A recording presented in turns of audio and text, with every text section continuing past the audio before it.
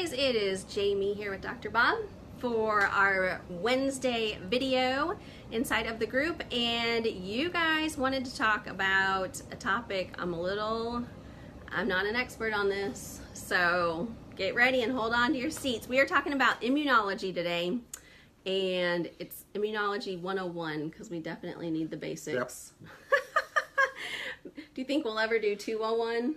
No, 102. 102. Oh, is that how it goes? Yeah. Oh, okay. 102, 103. I did go to college, but okay, it's been a while. So we're going to do the three things we usually do in our videos. You're going to define the topic for us, which I love the analogy you've got to bring to us, so that's going to help a lot. And then we're going to talk about immunology in relation to allergy. Mm-hmm. And then we're going to do a little, just a little explanation of what it looks like with Miles, because we've seen some immunology changes. Mm-hmm. Immunological? Is that the word? That's right. Immunological changes. I'm almost like a doctor. Mm-hmm. Hanging out with you makes it's coming across. All right, so why don't you define immunology for us? Well, immunology is the study of the immune system within the body. Okay, and saying that involves white cells, that involves antibodies, that involves lots of different things, the lymph cells, the spleen. There's all kinds of things involved with the immunological system. Mm-hmm. So what is the purpose of this? Well, the purpose of this is to keep the body at a homeostatic state, okay? That we want certain bacteria in our body, that we don't want other bacteria, we want the harmful things out, we want the good things in, we want to make sure the good things that can actually become harmful if they get too many of them. So the body's always trying to maintain this homeostasis, a constant state of well-being. Okay, balance. A balance, okay. Exactly. It's a balance, and that there are various forces and things that go in to do that. So when we take the immunological system, one of the things when I always like to talk about homeostasis, I like to use the analogy of you're heating your house, heating and cooling your house.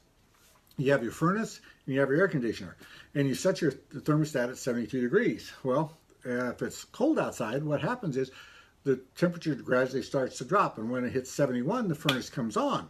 But it takes a little while for the furnace to heat up. Okay, they start heating the air, and it takes a while for the air to start blowing. And once the air starts blowing, it still doesn't automatically immediately warming up the house because it's mixing with the other air. And so the temperature gradually keeps on dropping and may drop all the way to 70 before it starts rising up again. Try living in a tri-level. Yes, it's even worse. Exactly. It's even worse. And then because you got all different levels and the heat rises to rise, and this is cold down here, it's hot upstairs, and all those kind of things. Yeah. So, and then, what happens is it goes and the heat starts rising in the house. It comes up, it gets to 72, so it turns off the furnace. It turns off the heating part. I mean, the gas burning and everything else. But the heat exchanger is still hot, so it's the fan's got to keep running even after it turns off the fire. And so what happens is it makes the temperature even rise higher, so it doesn't go to 72, it goes to 73, and then finally that shuts off. And then gradually it falls back and you go the cycle again. Okay? So it's trying to maintain at 72, but it varies back and forth depending on what's going on. Now, let's take our house. We have a super insulated house, okay? And our thermostat's in our living room. Okay, we have a fireplace in the living room. So if we put our fireplace going, which we like to watch and see, it makes it real cozy and everything else, what happens is the front room there, it starts getting real hot. And the rest of the room, I mean, it's a big house. As you know, it's a big house. And so the bedrooms upstairs, they start getting cold, even though they're upstairs. So we turn on the fan, and that helps circulate a little bit, but it doesn't do a great job, okay? And so some parts of our house will be really cold, and other parts will be really hot. Okay.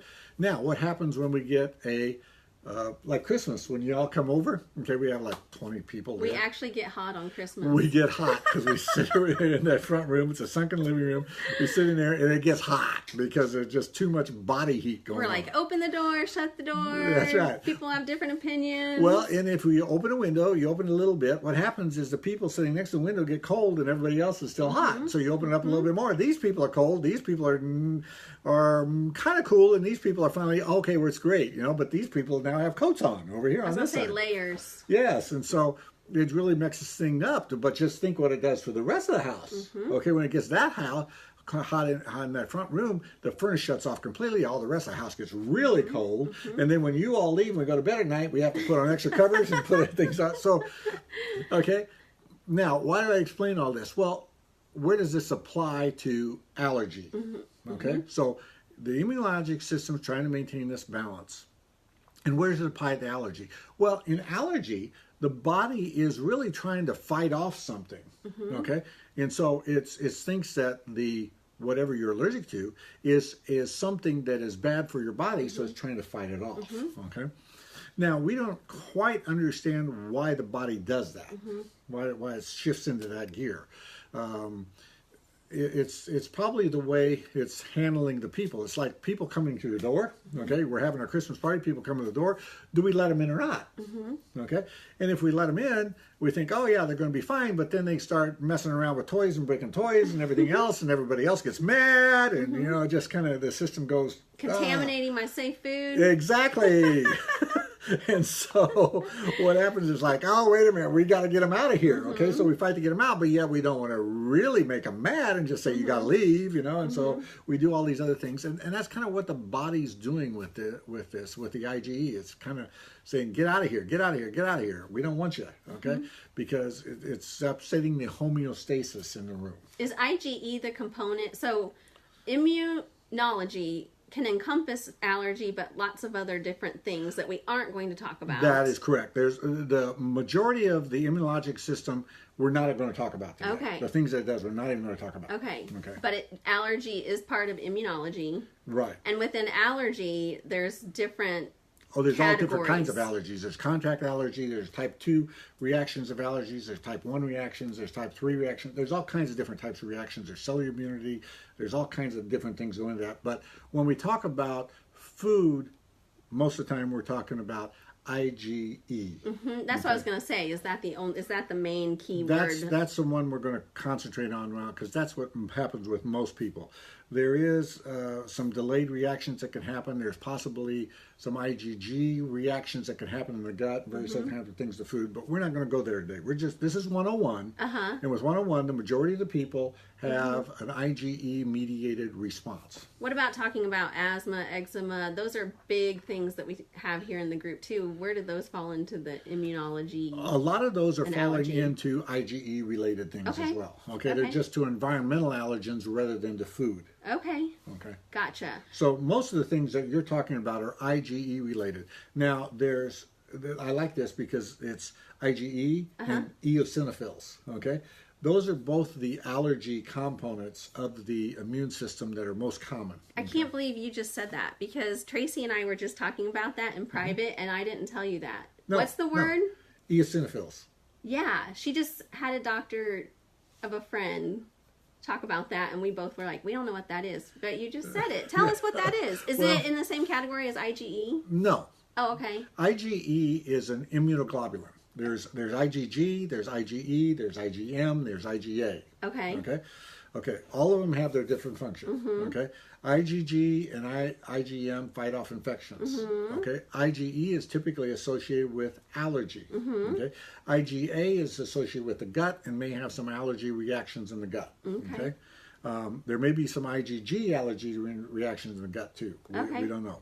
So what's the eosinophils? Yes. Eosinophils are a type of a white cell. Oh, okay. There are neutrophils, eosinophils, basophils, and lymphocytes, and monocytes in the circulation.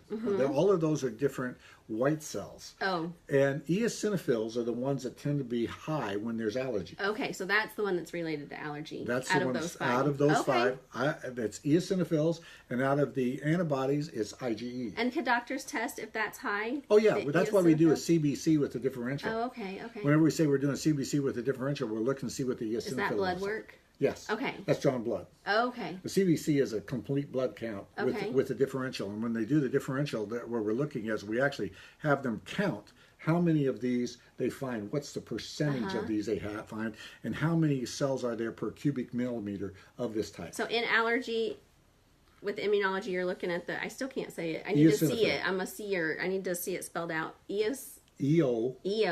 Sin. Phils. Phil. Okay, eosinophils. Got That's it. right. Okay, and IgE. And one can be high, one cannot. That's Are right, they usually yeah. together? No, don't have to be. Don't have to be. Okay. Okay, so you're looking at both those things. We're looking at both those Okay, things. all right. And that's with allergies, food allergies, environmental allergies, Yep. all that stuff. Yep. Okay. And another question I had for you, looking at the word immunology, is like Dr. Siri is an allergist immunologist. Mm-hmm. So when we are looking for doctors or whatever, not all allergists are going to be immunologists. That's correct. And I wondered if, since we're talking about immunology, if you can kind of tell us the difference of having an immunologist versus not having an immunologist when we're talking about allergy. Okay. And if it makes a difference, or Well, what happens? It depends on the individual. Okay. Okay. I wasn't board certified in this. I've been certified by the Australian group, but not the not the in US. immunology, In immunology and allergy. Okay. Okay. So I'm certified by the Australasian, actually, excuse me, group that, and I'm certified in both allergy and immunology. Dr. Siri is certified here in the United States in allergy and immunology. Okay, and not all of that stuff will cross react with other countries. Okay, like with England. It doesn't matter what you have in U.S. It's not valid in England. Oh, okay. And we do have international members here. Right, So, and the same way with the British things aren't always cross over to the United States. Okay. But so it depends upon more how the person thinks and how they view things. And when you're trained in immunology as well as allergy, you look at the world differently. Okay, and you look at the world through all different kinds of eyes. And for some people, of us, that is really helpful because we tend to always look outside the box and look at the whole person and see what's going on and see what kind of things might be affecting other things that are going on. And because of that, that's why we do some of the things we do when we do OAT. Oral immunotherapy. Does Dr. Siri only do or immunology work when it's related to allergy because she's an allergist? No. We do all kinds of other immunologic things that we don't even talk about here. Okay. So you guys do look at a lot. Yeah. I have all different kind of patients with all kinds of stuff that aren't even associated with allergy. And then she's also internal medicine. Right. Which is a whole nother level of expertise. Well, actually, that's the beginning level. Oh, that's you have to the do beginning. internal medicine first, and then you do the others. Now, I did maternal fetal medicine, which is like the internal medicine of OBGYN. Okay. So I to do that, I had to know all the stuff that internal medicine people do. I had to know all the stuff that OBGYNs do. And I have to know a lot of stuff of surgery as well. Okay. So it was really broad education, and maternal fetal medicine is considered one of the hardest subspecialties to go into because you got to cover so many different things, and you got to try to keep them straight because they all interact and all that kind of stuff. So allergy immunology was easy. Moving into this area. Yeah. After my background in that, this was easy. Well, good. Because it was only this big compared with the other was huge. Right. So you're an expert at it. I just love. Yeah, you love learning it. Bless me. That's what I like. Awesome. So, are we done with immunology related to allergy? Pretty much, but there's one other thing I think what we need to cover. Okay, when we start talking about IgE, we also talk about mast cells. Okay, mast cells are cells that release histamine and release interleukins, and they're the things that start the cascade most of the time. With allergy. And with a mast cell, what happens is there will be IgE attached to it. So this will be like, there we go. This will be like the mast cell, and there's all these IgEs going off on the outside. Okay. Now, all of these IgEs on this particular mast cell are for one allergen. Okay. So this mast cell is for maple trees. Okay. This mast cell over here is for oak trees. Okay. So if an oak allergen comes in and tries to bind to this, nothing happens. It won't bind. But if it comes over here, then start things. And the other thing that happens is when an allergen comes in and binds here, nothing happens. But if two allergens are stuck together and come in and bind and cross-link these two, Then that starts the mast cell process. It starts releasing histamine. It releases interleukins, which go over to the eosinophils, which then migrate into the area and cause more inflammation. And so we were acting at this level of how much it was going to release. And so these eosinophils come in, cause inflammation, and it raises this up to a higher level to where the next time things come in, more stuff's going to be released, and it's going to be a worse reaction. Things are just floating around our body like that? Oh, yeah. They're all over the place. Just floating around. You have... Where are they? Where is all this stuff You have floating? 400,000 eosinophils for every cubic millimeter, for every cubic centimeter or every millimeter of blood that you have. 400,000 of those. So when we're talking about trying to find balance and having our furnaces keep everything balanced, that's very intricate work going on in there. Oh, it's unbelievably intricate. Right. It is so, for someone who was trained as a engineer before, it just blows your mind. Right. I mean, how does all this stuff work together? And the more we understand about how it works together, the more we understand how it works even more than that. Because remember how I talked about the temperature going up and down? Right. Well, good thermostats will not only measure what the temperature is, but they'll start looking at what is the rate of temperature change. And so how much heat do I think I'm going to have to need? And so what the ones that can measure the rate of temperature change, they'll keep it between 71.5 and 72.5 degrees. Where the ones that can't do that, it's wider. Right. And then you can start measuring the rate of change of the rate of change. Okay. Okay, it makes it even closer. And there's all these kind of things that the body... anticipating. Yes, the body is doing all these types of things all the time. As complicated as it sounds, to me it seems like it makes sense that we have lots of problems in this area because it's so complex. But it is getting worse, right? Well, I mean, overall the population is experiencing this out of balance thing. Yeah, and that's probably because we're not burning the right fuels. Okay. Okay. And what I mean by that is in your house, you can burn different things, okay? And some of them are healthier for your environment or healthier for your house than other things are, or what kind of stove you're using, those kind of things, okay? And we're probably, in my view, we're actually becoming too clean, okay? We need to get more bacteria in our system, but it needs to be the right bacteria, okay? And that balance that we have in our gut of our bacteria is probably one of the things that is leading to this, okay? We're getting too clean. But, I mean, being too clean is good for certain things. It's just like there's never a right or wrong. I mean, if I lived in the 1800s, I would have other problems. Exactly, right. Right? Yeah, you'd be dying of cholera. Right. We don't have people die of cholera anymore. Right. So I'm just like, there's no perfect world. We're each generation and each... Oh, yeah. You're just dealing with different issues. It's going to have different issues. And ours may be that we're too clean now. Yeah. Is one of your thoughts. Right. And there are other people that talk about the heavy metals and all the other things in our environment and microwaves and all that kind of stuff. I don't know. Right. I don't know. But something has changed, right? Well, the other thing is that we keep people alive who have allergies so that they can, if there's a genetic component, they then grow up, be old enough to then have kids. Right. Where before we didn't have the means to... No, keep them alive. And as kids, they would die, so they wouldn't reproduce. I'm talking to a scientist here. Sometimes it gets a little straight up, right? Well, that's why I always like talking to you, though, because you always put things in perspective. Yeah, there's no beating around the bush with you, that's for sure. Well, that's true. I mean, I think of how I had an emergency C-section when Miles was born. I mean, in 100 years ago, we both probably would have just died. We wouldn't even live to deal with food allergies. Right. So when we get so bummed out, I mean, we're always looking at the silver lining here.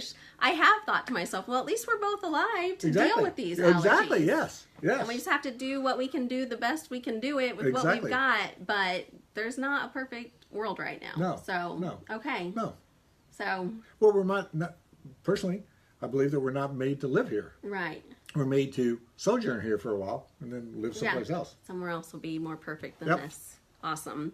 All right, any more about allergy and immunology? No, that's enough. Is that enough? That's enough for today. Just let that settle in. Let that soak in. We'll take 102 at a later date. Okay. So, Then we like to go into a little bit about Miles, because a lot of people here know our story and what's this look like. And of course, I just want to talk about it. So, but I like to give a real life. When I would follow bloggers and I would get a little glimpse that something was going on that was hopeful or exciting, I literally would message them to say, what are you doing? Who are you seeing? And no answers. And I always said, I'm not going to be that person. If we figure out a way to make this better, I'm sharing it with people. I want people to know. Not that they have to do exactly what we're doing, but at least to hear a hopeful story and how it worked for them. And to be able to ask your own doctor questions about... Right. There's more... We know in medicine that if you've been in medicine long enough, what is gospel in one place is malpractice in another. I've never heard that, but that's interesting. Oh, yeah. And there's a lot of things that are like that. Okay, now there are certain things that we can show that, hey, this is gospel, no matter where you are. Okay, but there's other things, and there's a lot of because it's so interrelated and there's so many things going on. There are a lot of times a lot of good ways to attack the problem, and one way can be just as good as another. And what we try to do is we try to figure out what is the best way to attack the problem for this particular person. I knew you were going to say that. And that's what I love. Yeah. I've already thanked Dr. Siri today. Like, thank you for looking at us and figuring out what's going to work for us. Right. That's awesome. And part of that's her being an immunologist, where she's always looked at individual stuff. Exactly. Right. Because no two persons are alike. They may be similar, but they're not alike.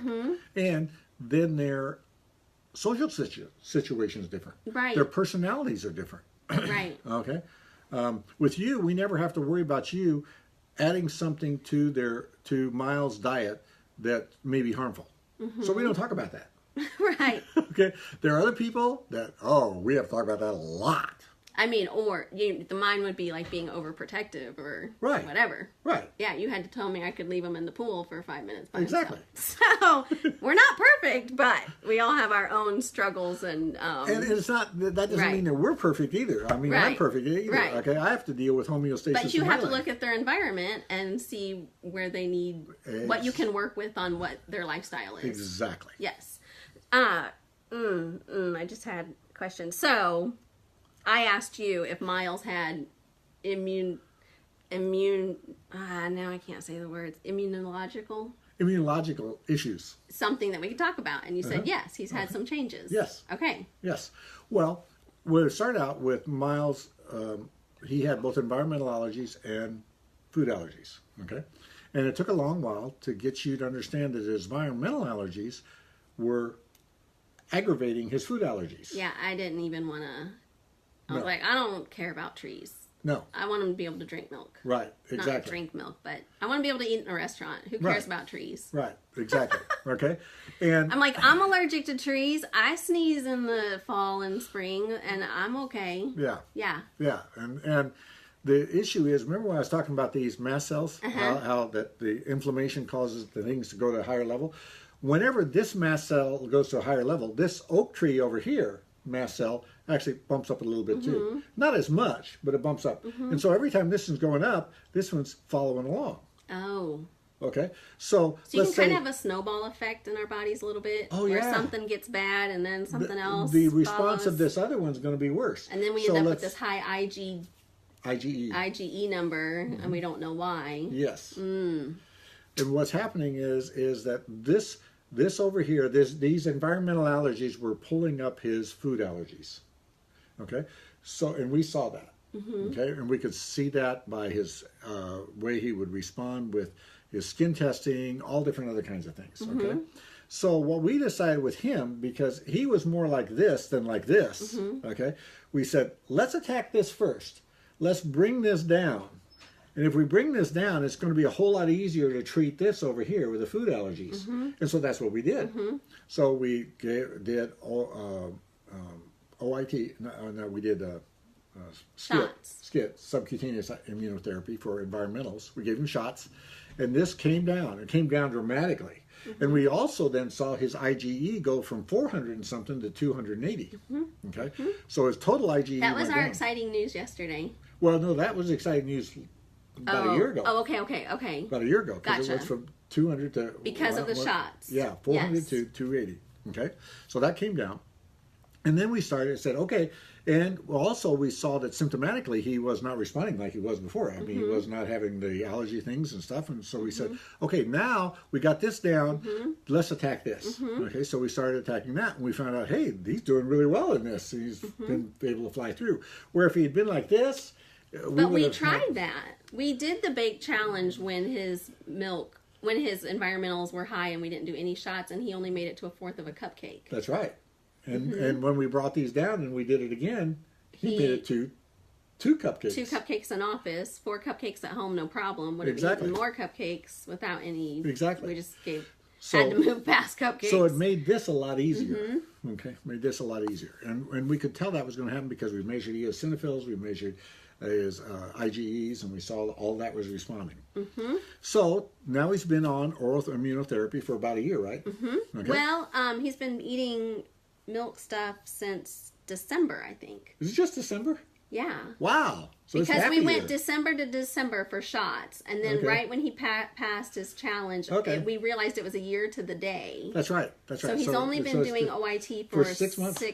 5 months. 5 months. January, February, March, April, May. Yeah, okay, yeah, 5 months. Okay, so he's doing really well. Yeah. Okay. And with that, okay, we measured his nut allergies. Okay, and there's certain nuts that he's allergic to. Which we are not desensitizing right now. We're not working on those.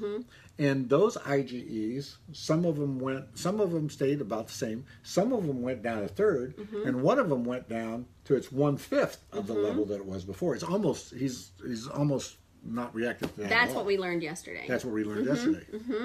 Okay, so again, it's the whole concept of everything is cooling off in his body with his reactions. It's just everything's coming down.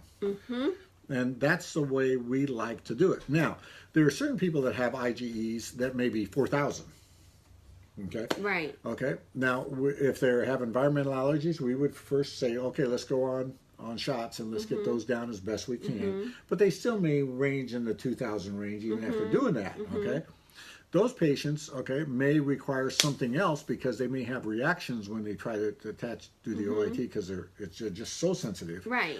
And so things like Xolair and various other things are used. The only problem that we have with Xolair, what it does is it goes in the body, it binds IgE, and it takes IgE. And that's a medication that can help. Yeah, it's a shot. Balance the body out. Yep, you get a shot once a month. Okay, and you get those shots, and it does that. It helps get rid of all that extra IgE. So this other fireplace that you had going with all the food, all the heat that it was producing and everything else, you've taken away all of its heat, all of its wood, and so that fireplace is no longer burning.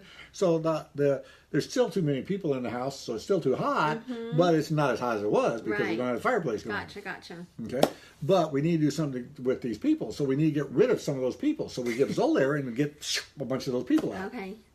Or we give Xolair and take away the fireplace so that we just now have the people to deal with. And we did shots because that's the less invasive way No, to because do it. because it was a more of a factor than his food. Right. Because he was constantly being stimulated by those environmentals because you can't avoid them. That was a big moment for me when you said his environmentals are worse than his food. Yes. And to me, I knew the food was bad. Yes. So I was like, ooh, that's pretty bad. They weren't worse in the sense of the reaction that he's having, because if he ate milk, he would have an anaphylaxis reaction. Right. But they were worsening his immunologic system because he wasn't ever avoiding them. Right. They were constantly pushing the system higher. Right. Okay. The environmentals were constantly keeping him out of balance. Exactly. And we weren't going to be able to get his food in balance until we got an environmentals in balance. And you told me that. Yep. Okay. Awesome. So things have changed. Yeah, you can move things. Exactly. We still don't have a perfect formula. Oh, no. Because it's so complicated. No, and that's why we try different things. But you try different things. You look at the individual. Yeah, and there are other people that would go straight to OIT and we don't even worry about the environmentals. Right. There was one good question that I thought I just caught. Will we eventually talk about immune deficiencies, or do those affect food allergies? Just overall, like some of us deal with other things outside of allergy, and are they related? Like the different immunology issues. Do they affect allergy? Yes, or does allergy affect that cause those, or do those cause allergy? Are they all separate? Okay. I would assume they're all tied together. Okay. Your immune system is like a family living in a house. Mm-hmm. You know, if you have, okay, let's take your family, okay? You take Graham out of the house. Mm-hmm. It's whole quieter. house is quiet. It's all different, okay? Yep. Okay? Less energy in the house. Exactly, Yeah. right. Everything Yeah. is calmed down, Yeah. okay? Mm-hmm. And okay, our bodies are the same way. Everything is connected to one another, Mm-hmm. okay? So it's not just trying to maintain homeostasis with the heat. It's trying, and the temperature. It's trying to maintain homeostasis with the humidity, Mm-hmm. with the spirit that's Mm-hmm. there. Mm-hmm. So it's not too joyful, not too, Mm-hmm. okay? It's Energy. Energy. It's trying to maintain homeostasis with all kinds of Light. things. Yeah, you don't want too bright. You don't Oh, the want too body, dark. the body, you know, you don't want to get too hot, you don't want to get too cold, you don't want to feel this way, you don't want to feel that way, you want to get enough food, you don't want to get too much food because you don't want to get fat, you Right. don't want to do this, and you know, this person can eat this much food and this person can eat this much food and it's totally different, Mm-hmm. and the body is trying to maintain homeostasis in all kinds of things. Mm-hmm. And when it's doing that, everything is interacting with one another. Mm-hmm. Okay, so do they have an effect on one another? Sometimes they have a very dramatic effect. Mm-hmm. Other times they have minimal effect. Okay. Okay, and it depends upon what the immunologic deficiency is, how severe it is, what it involves, and whether and how that. Are there doctors that can help figure that out when it's very complex? Oh yeah, that's what we do. So if you had food allergies and you had We have a lot of people that have immune deficiencies. a lot in of our immune practice. deficiency, that you see a lot of patients like that. We have people that have immune deficiencies that have allergies both. Okay. And you have to figure out what to work on. You go into it thinking we can make a change, we can work on something. You got to figure out what to do first. Yeah. Right, and we can see the picture, and there's a communication issue that has to happen. Mm-hmm. And you saw this with us. Mm-hmm. Okay, I see certain things in my head.